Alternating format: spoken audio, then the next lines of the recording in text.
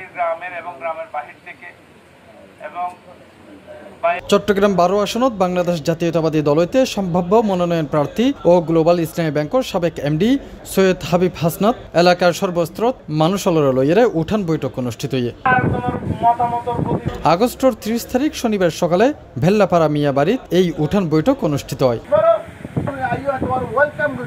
বেল্লাপাড়া গ্রামের সাবেক word BNP সভাপতি রফিকুল ইসলাম সওদাগরের সভাপতিত্বে ও কর্ণফুলী থানার বিএনপি সদস্য সচিব পদপ্রার্থী মাহমুদুর রহমান মান্না সঞ্চালনায় উঠান বৈঠক অনুষ্ঠিত হয়। এতে প্রধান বক্তা হিসেবে আছেন এলাকার সৈয়দ মহিউদ্দিন আনসার।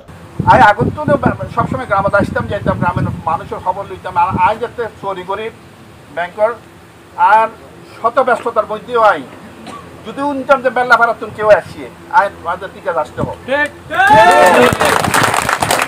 কিছু মানে ওরা আয় ধরেন মিটিংত আসি মিটিংত আসে জানি যে আমি উঠে চাইতাম না, তারপরেও আর পিএসেরও হইতাম যে ওরা আইন ভোট হইতে হবে এই লোক আই কোনো আর গ্রামের মানুষের আই অবহেলা ন করি।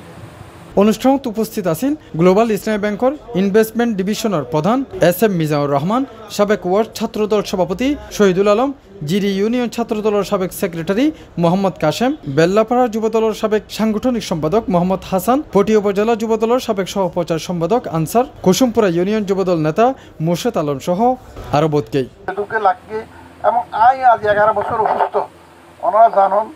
আই কিন্তু যতদিন আল্লাহর হাজা হইল একখান পরিষদ যতদিন আরে নিয়ে চাহিদা ততদিন নাই এলাকার সেবা করতে পারিবান, মানুষের সুখে দুঃখে লাগিতে পারিবান এবং দিনও খেদমত করতে পারিবান।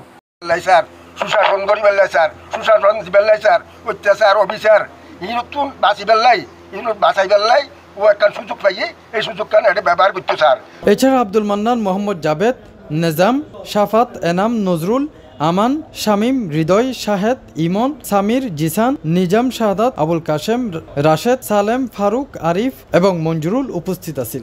আর যে সময় 60 টাকা করছি ওর দাদা জিন্দু হলি বেগুন আল্লাহ খুব ভালো হওয়া লাগে উপরে গাড়িতে করে ওর মানুষের ক্ষতি না করে ওর বেগুন আল্লাহ বেগুন ওর দোয়া করে ওর দেশের খাস গরিবের ইচ্ছে নমিনেশন পায় তাহলে ও দেশের মানুষের আশা আকাঙ্ক্ষার প্রতিফলন ঘটাইতে পারি বলে আর আশা। C+ TV Chittagong.